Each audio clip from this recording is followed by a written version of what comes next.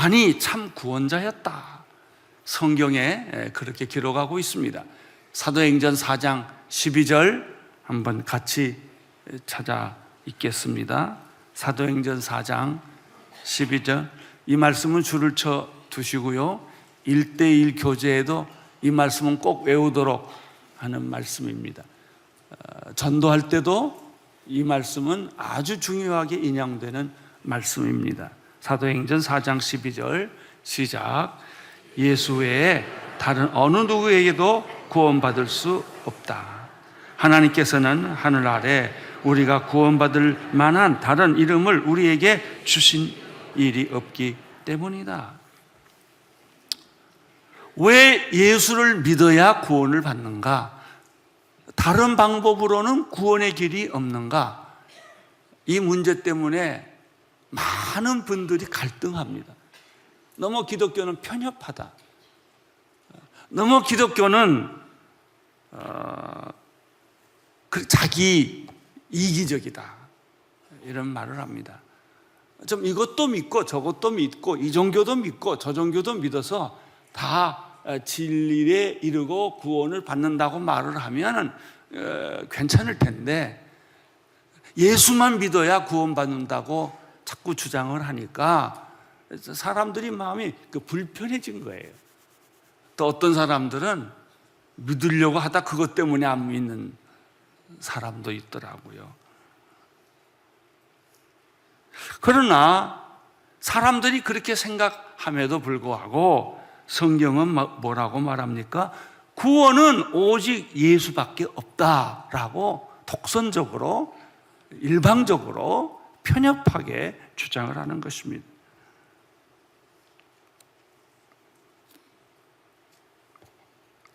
물론 사람들이 불편하게 생각하는 것은 이유가 있어요. 그들이 생각하는 구원은 상대적 구원이기 때문에 그래요. 그들이 생각하는 것은 이 땅에서 우리가 세상살이 하면서 생각하는 구원과 진리이기 때문에 남산에 올라가는 방법은 꼭 한 번밖에 없다고 말할 수 없지 않느냐, 이 길도 있고 저 길도 있고 또 다른 길도 있지 않느냐, 이런 거죠. 다 선하게 살고 착하게 살고 또 정성스럽게 종교를 믿으면 구원의 길이 있지 않느냐라고 주장하는 것이죠. 그것은 그 말이 상대적인 구원, 상대적인 진리에서는 그 말이 일리가 있어요. 그러나 절대적인 구원, 절대적인 진리에 있어서는 하나밖에 없는 거예요. 여러분, 우주가 아무리 넓어도 태양은 하나밖에 없어요. 여러분, 나를 키운 양부모가 있다 할지라도 나를 낳은 생모는 하나밖에 없는 거예요.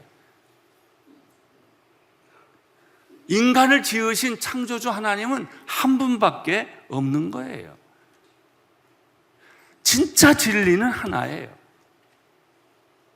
그렇게 다원주의적 여러 종교의 진리가 섞여 있는 것이 아니에요.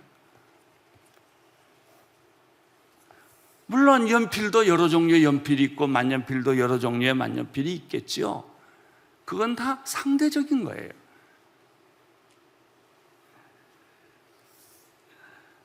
요한복음 14장 6절을 한번 같이 읽겠습니다. 시작. 예수께서 도마에게 말씀하셨습니다. 나는 길이요 진리요 생명이니 나를 통하지 않고서는 아버지께로 올 사람이 없다. 여기서 예수님이 길이요 진리요 생명이라고 할 때는 예수님이 내가 길 중에 하나다, 부처나 공자가 말하는 것처럼 나는 열반을 가리키는 선이요 길이다, 이렇게 겸손하게 말했으면 얼마나 좋겠어요. 근데 예수님이 하신 말씀은 나는 길 중에 하나라, 나만이 길이다. 내가 진리 중에 하나가 아니라 세상에는 여러 가지 얼마나 많은 진리가 있어요. 진리 중에 하나가 아니라 나만이 진리다, 나만이 생명이다. 이 절대성을 선언하기 때문에 상대적 종교를 믿는 사람들은 자꾸 갈등을 느끼는 거예요. 요한복음 10장 1절 말씀을 같이 읽겠습니다. 시작. 내가 진실로 진실로 너희에게 말한다. 양의 우리에 들어가되 문으로 들어가지 않고 다른 길로 넘어 들어가는 사람은 도둑이요 강도다. 예수 그리스도를 통하지 않고 자기가 진리고 자기가 길이고 자기를 믿으면 구원받는 사람은 다 강도요 도적이라고 말했습니다.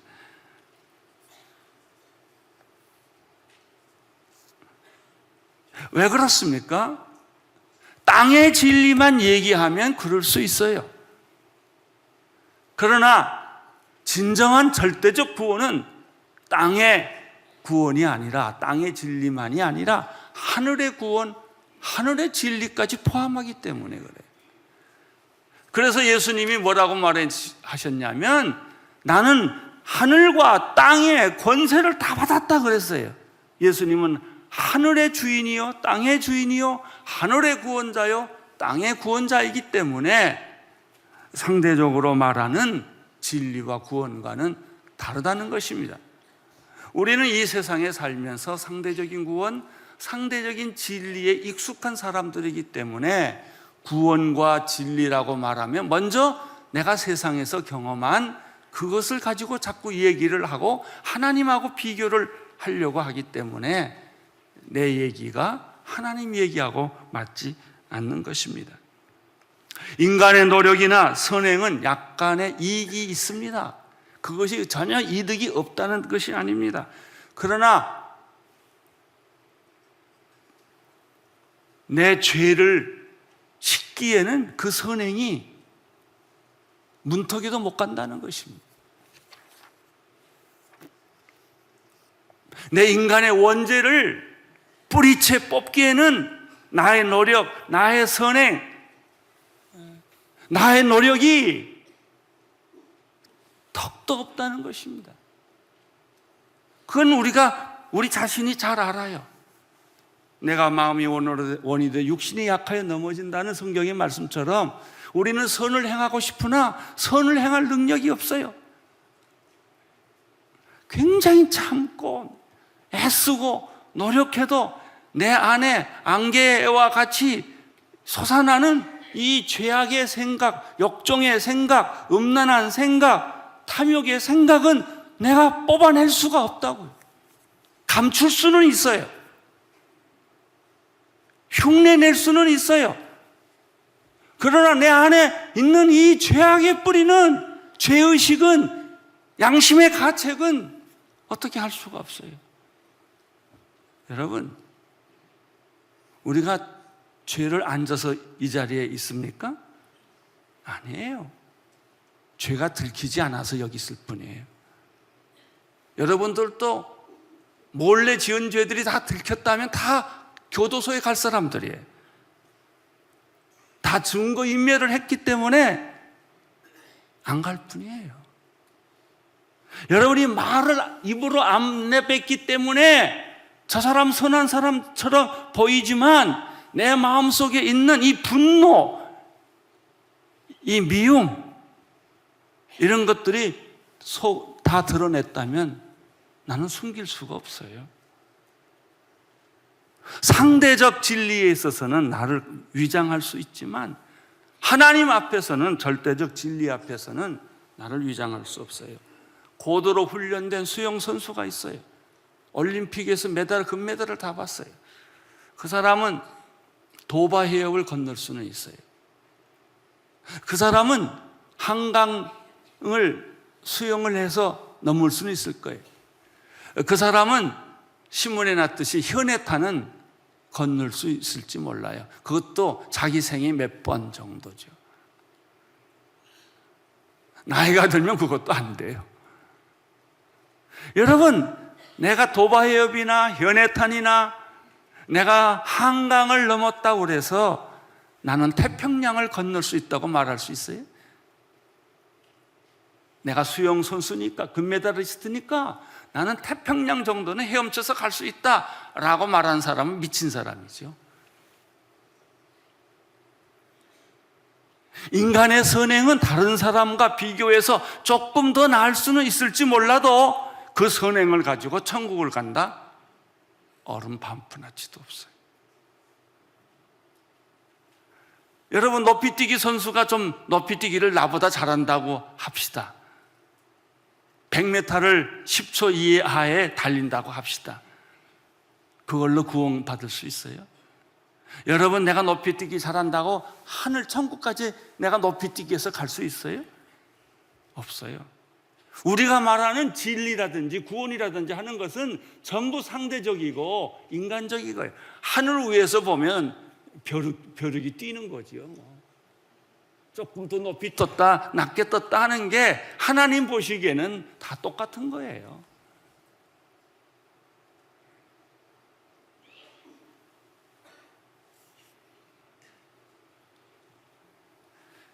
여러분, 인간의 원죄의 뿌리를 뽑고 그것을 뿌리채 뽑고 그것을 씻어줄 수 있는 것은 인간의 피로는 안 씻어져요. 인간의 노력으로는 씻어지지 않는다고요. 하나님의 피만이 인간의 죄를 씻어줄 수 있어요. 하나님의 의만이 그 죄를 뿌리채 뽑아줄 수 있지요. 하나님의 피라는 것은 무엇입니까? 그래서 하나님이 인간으로 오셔서 십자가에 피 흘려 피를 뿌려 주심으로 말미암아 그것을 믿고 의지하는 사람에게는 하나님이 우리의 원죄를 씻어주시고 우리를 하나님의 자녀로 삼아주시고 우리를 천국 백성, 하나님 나라의 백성으로 삼아주신다는 말씀인 것이죠. 그 얘기를 가장 쉽게 설명해 준 부분이 요한복음 3장 16절입니다. 이 요한복음 성경이 이렇게 큰 책을 그냥 엑기스로 하나로 다 요약해서 말하라고 그러면 요한복음 3장 16절이에요. 요한복음 3장 16, 17, 18절 계속 읽겠습니다. 시작.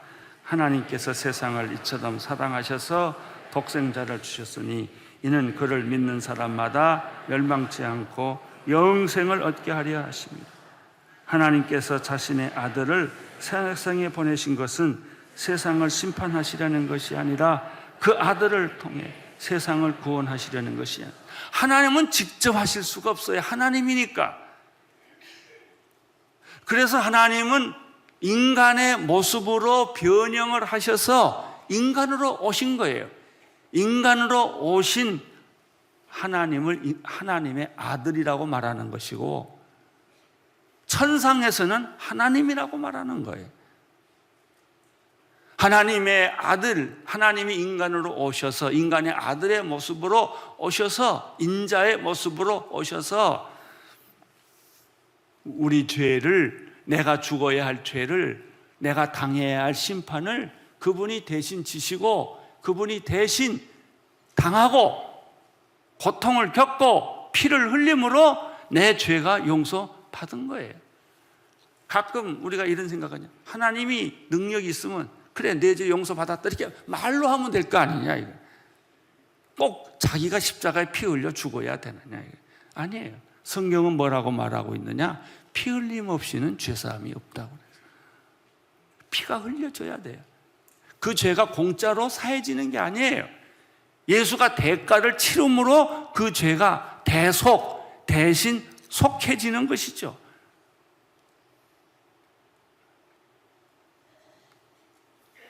여러분, 내가 죄를 용서를 받는 데는 공짜가 아니에요.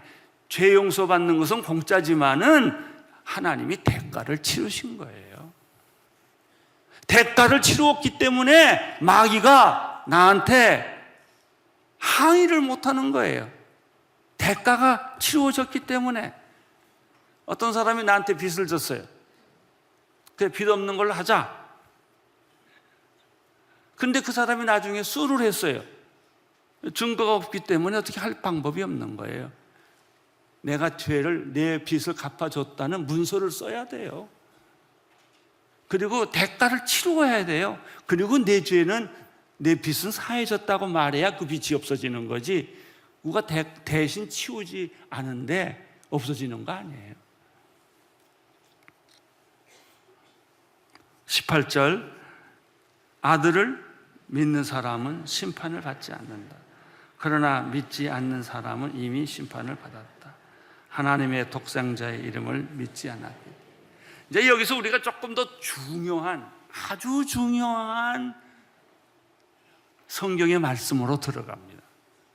자, 하나님이 자기 아들을 세상에 보내서 우리 죄를 씻어주기 위해서 십자가에 못 박혀 죽게 하셔서 구원이 이루어졌다 라고 했는데, 그러면 또 우리들이 예수 믿을 때, 전도받을 때, 또 전도할 때 아주 갈등을 느끼는 것은 꼭 예수를 믿어야 되느냐, 기도를 예수 이름으로 해야 되느냐, 귀신을 예수 이름으로 쫓아야 되느냐 하는 그 예수의 이름의 독특성, 이것은 독생자의 독특성과 같은 거예요. 왜 그 말을 자꾸 귀에 거슬리게 하느냐? 또 어떤 사람은 그런 말이에요. 기도하면 조용하게 하지 왜 방언으로 시끄럽게 하느냐?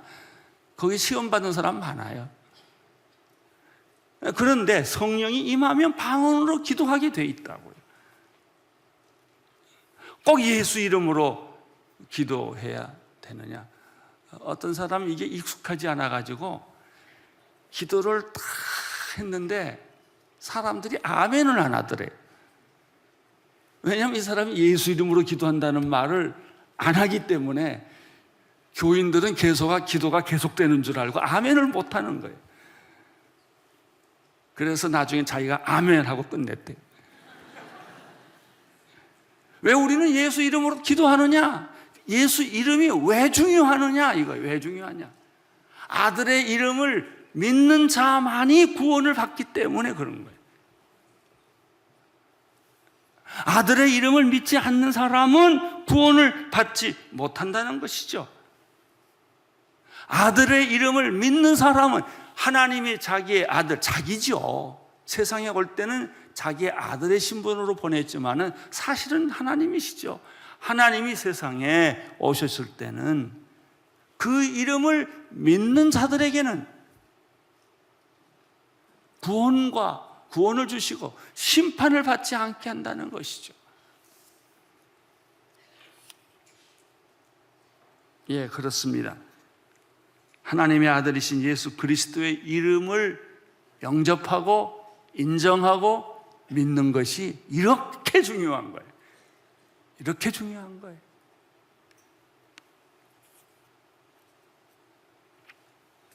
그는 이 세상에 인간으로 오셨습니다.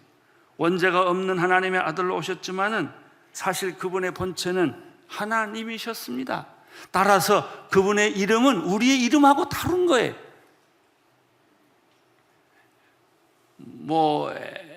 애를 낳으면은 이름 좀 잘 지어보려고 애쓰지 않습니까?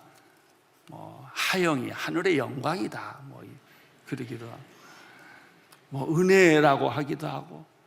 그렇다고 그렇게 이름을 멋지게 졌다고 그 이름에 능력이 있냐? 그 이름을 부르면 귀신이 나가냐? 그 이름을 부르면 병이 낫느냐? 안 그래요. 그거는 인간의 이름이에요. 구원할 수 없는, 그냥 하나님의 예수님의 이름같이 카피를 좀 했을 뿐이지 아니에요. 오직 하나의 이름, 예수 그리스도의 이름만이 우리를 구원하는 거예요. 누구든지 예수 그리스도의 이름을 불러야, 받아들여야 구원이 오는 거예요. 빌립보서 2장 6절에서부터 11절까지 보면은 이 내용이 아주 잘 설명이 되어 있어요. 2장 6절 성경을 찾아서 같이 보겠습니다. 시작. 그분은 본래 하나님의 본체였으나 하나님과 동등됨을 기득권으로 여기지 아니하시고 오히려 자신을 비워 종의 형체를 가져 사람의 모양이 되셨습니다. 그리고 그분은 자신을 낮춰 죽기까지 순종하셨으니 곧 십자가에서 달려 죽으신 것입니다. 여기까지가 지금까지 한 설교예요. 내용이에요. 왜 우리가 예수를 믿어야 구원받는지, 예수가 어떤 존재인지 설명을 들었어요. 그분은 우리 죄를 위해서 십자가에 못 박혀 돌아가셨지만 사실 인간의 몸을 입으셨지만 하나님이셨기 때문에 그런 거예요. 여기에는 아무 이론이나 다른 대안이 없어요. 그런데 이제 중요한 것이 9절이에요. 9절. 빌립보서 2장 9절을 보면 시작. 그러므로 하나님께서 그를 지극히 높여 모든 이름 위에 뭐라고 그랬죠? 언더라인, 띄어라. 사람들의 이름하고 다른 석가모니나 공자나 마호메트나 세상에 사람들이 존경하는 뭐 테레사 수녀나 무슨 뭐 성모 마리아나 이름하고는 다른 이름이에요. 성경에 보면은 성모 마리아를 믿으면 구원받는다 그런 말이 없어요. 그에게 뛰어난 이름을 줬다는 말이 없어요. 예수를 잉태는 하셨지만은 그에게 구원의 이름을 준 적이 없어요. 하나님이 구원의 이름을 준 뛰어난 이름, 특별한 이름, 그분이 예수예요. 모든 이름 위에 뛰어난 이름을 주셨습니다. 10절 보세요. 시작. 이는 하늘과 땅과 땅 아래에 있는 모든 사람들이 누구에게? 또 언더라인, 예수의 이름 앞에 무릎을 꿇게 하시고, 하늘이나 땅이나 땅 아래에 있는 어떤 존재도 예수의 이름 앞에 무릎을 꿇게 하시고, 그래서 귀신 쫓을 때 예수의 이름으로 귀신을 쫓아요.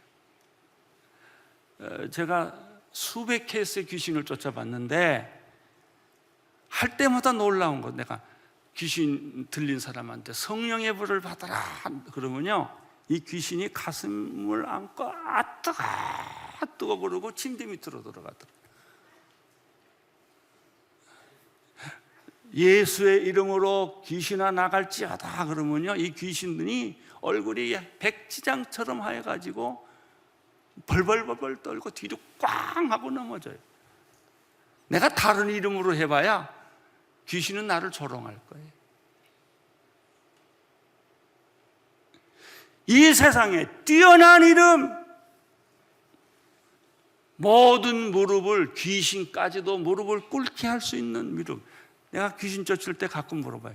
귀신아, 예수가 무섭지 않니? 무서워 그래. 그 말만 하지 말라는 거예요. 그 말만.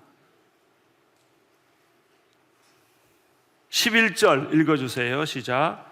모든 입으로 예수 그리스도를 주라 시인하게 하셔서 하나님 아버지께 영광을 돌리게 하시려는 것이다.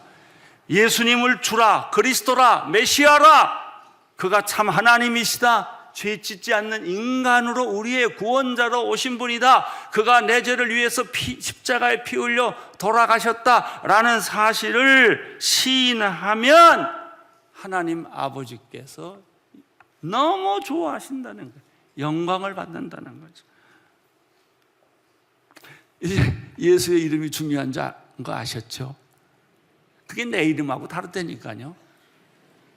다른 이름하고 달라요. 성자의 이름하고 달라요. 이순신 이름하고 달라요.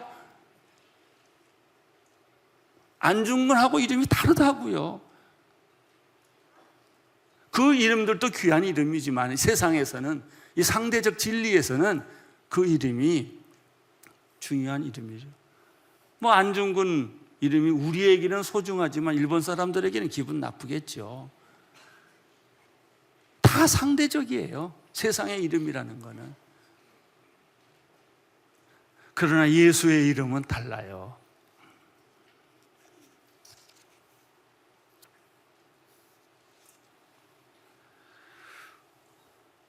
구원이라는 것은 인간이 만든 법칙이 아니라 하나님이 만드신 법칙이에요. 예수의 이름으로 우리가 구원을 받는 이유가 여기에 있습니다.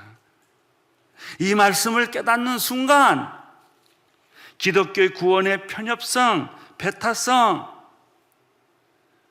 이런 기독교 구원의 이기성, 이렇게 생각했던 내 생각이 순식간에 사라져버려요. 그리고 이것은 우주적이고 하늘과 땅의 구원을 이루는 일이었구나 라고 하는, 땅의 구원만이 아니라 하늘에는 영광, 땅에는 평화가 이루어지는 사건이었구나 라고 생각하고, 우리는 그 예수의 이름 앞에 무릎을 꿇고 두 손을 들고 눈물을 흘리면서 그분의 구원의 위대성에 찬양을 하는 것입니다. 자, 제가 지금 이 빌립보에서 한 내용의 말씀을 또 아주 쉽게 요한복음 1장에서 이 얘기를 하고 있습니다. 요한복음 1장은 40일 새벽기도 때 제가 설교할 내용이기 때문에 요점만 이야기를 하겠습니다. 먼저 1절부터 5절까지 읽으세요. 1절부터 5절까지 요한복음 1장 1절부터 5절 시작. 태초에 말씀이 계셨습니다. 그 말씀은 하나님과 함께 계셨고 그 말씀은 하나님이셨습니다.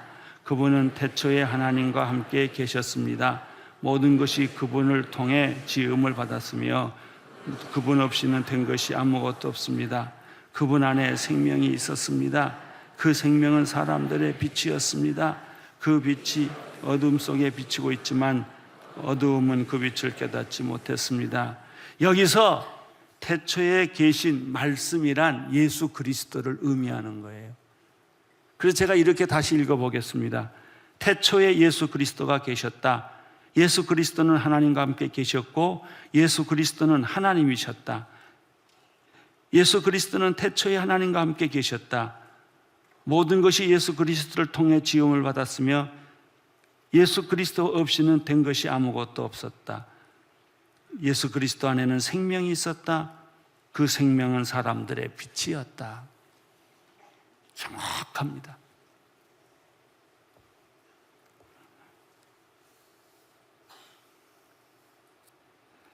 그 빛이 어둠 속에 비추고 있었지만은 어둠은 그 빛을 깨닫지 못했다.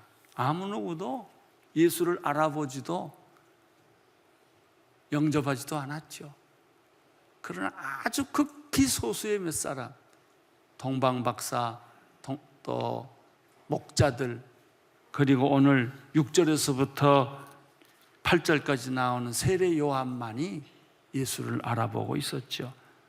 예수를 준비한 사람 한 사람이 있었어요. 세례 요한. 6절, 7절, 8절 읽어주세요. 시작. 하나님께서 보내신 사람이 있었다. 그 이름은 요한이.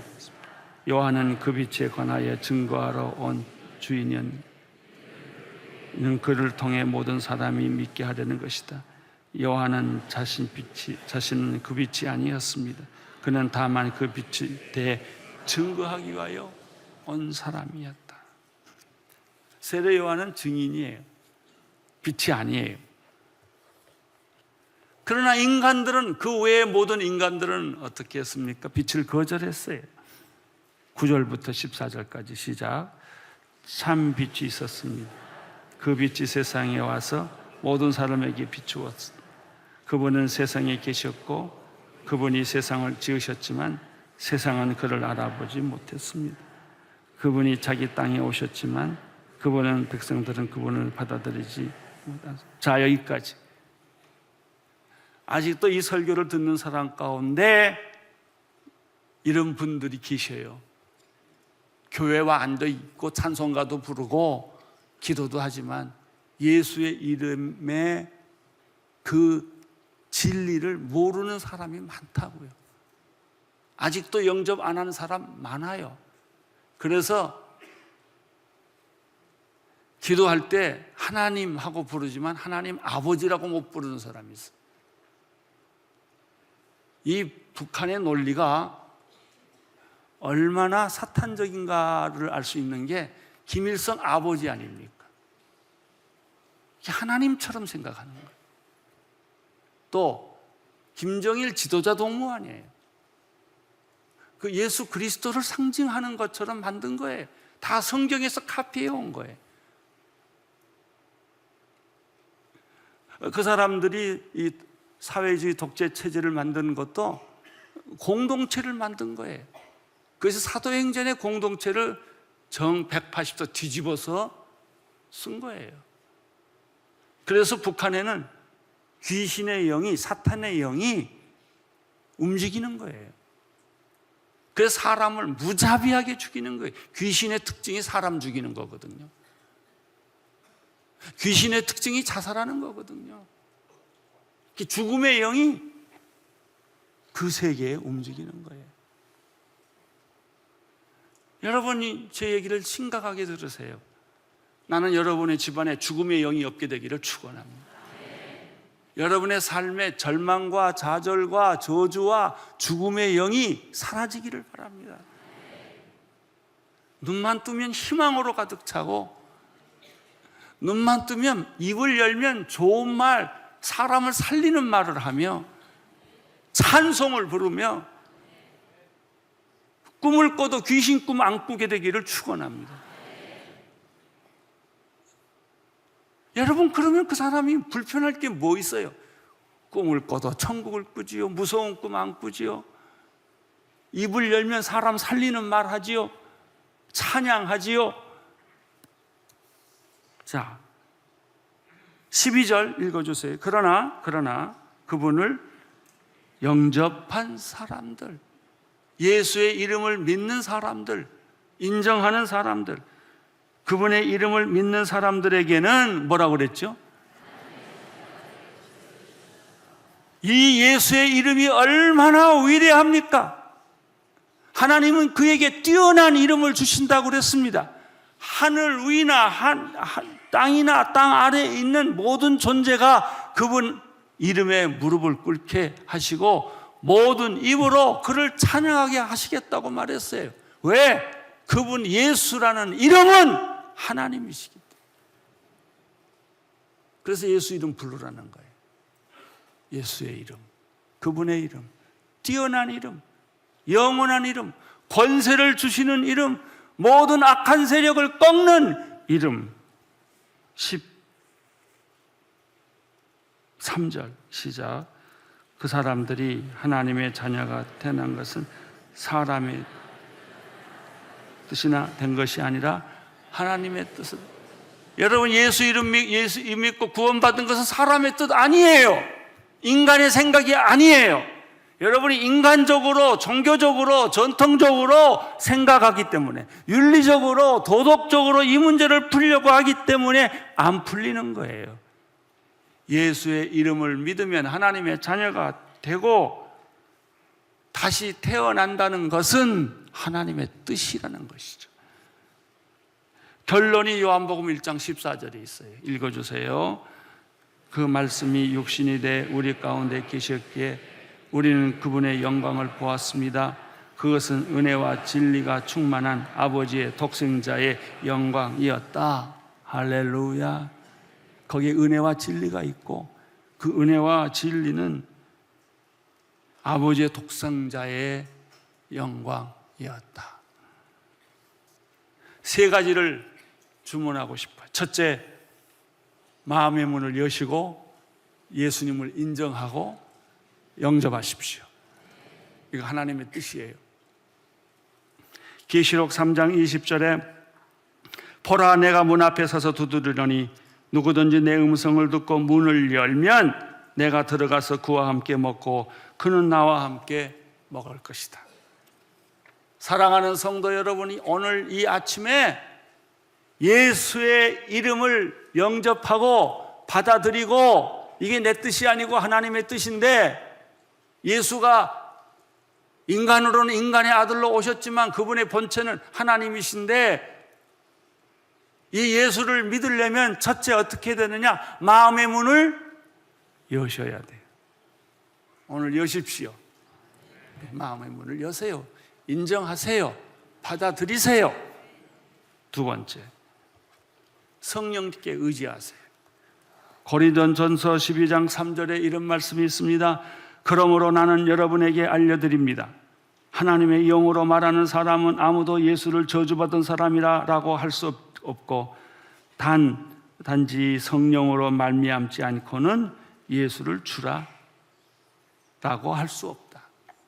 여러분, 성령으로 아니하고서는 여러분들이 인간의 이성으로는 예수가 안 믿어진다니까요.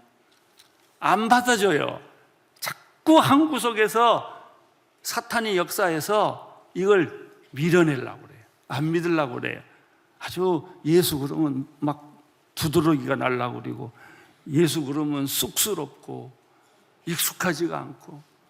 근데 이거를 풀어주는 분이 누구세요? 성령님이세요. 성령 충만하십시오. 이 성령 충만의 본질은 예수를 영접하는 거예요. 예수를 받아들이는 거예요. 아무도 성령이 아니고서는 예수를 주라고 말할 수가 없다는 거예요. 여러분이 이제 예수를 믿고 예수를 주라고 시인하는 단계에 들어갔다면 반대로 무슨 말이에요? 성령이 여러분에게 임했다는 말이에요. 세 번째, 전도하십시오. 사도행전 16장 31절에 바울이 감옥에 있을 때 지진이 일어나는 사건이 생겼어요. 간수들이, 착고가 다 풀리고 간수들이 자살하려고 했어요. 그때 사도 바울이 스톱! 자살하지 말라. 내 말을 들어라. 내가 어떻게 하면 좋겠냐? 그때 이렇게 대답했지요. 주 예수를 믿으십시오.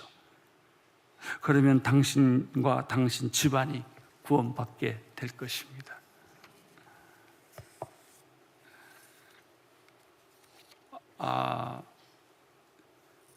금년에 저희 집에서 아들과 딸이 결혼하게 됐어요. 그런데 내 평생 소원은 예수 잘 믿는 사돈 만나고 며느리 집을 만나는 건데, 아주 공교롭게도 예수 안 믿는 집안에 둘 다 만나게 됐어요. 아이들이 죽어서 죽어도 결혼하겠다고 그러는 걸 어떻게 해요? 예수 믿는 집 좀 골라봐라. 이게 안 돼요. 그래, 네가 사랑하는 걸 우리는 인정하겠다. 그랬는데 놀랍게도 그 두 집안에 복음이 들어가기 시작을 했어요. 주 예수를 믿으라. 그러면 너와 내 집이 구원을 얻으리라. 이번 25일 날 그 자매의 형제가 세례받았잖아요. 얼마나 기쁜지. 예수의 이름이 구원자의 이름이고 능력자의 이름이라고 한다면 그 예수를 전하십시오. 당신과 당신 집안이 구원받게 될 것입니다. 기도하겠습니다. 하나님 감사합니다. 예수의 이름이 온 세상에 널리 퍼지게 하여 주옵소서. 예수님 이름으로 기도합니다.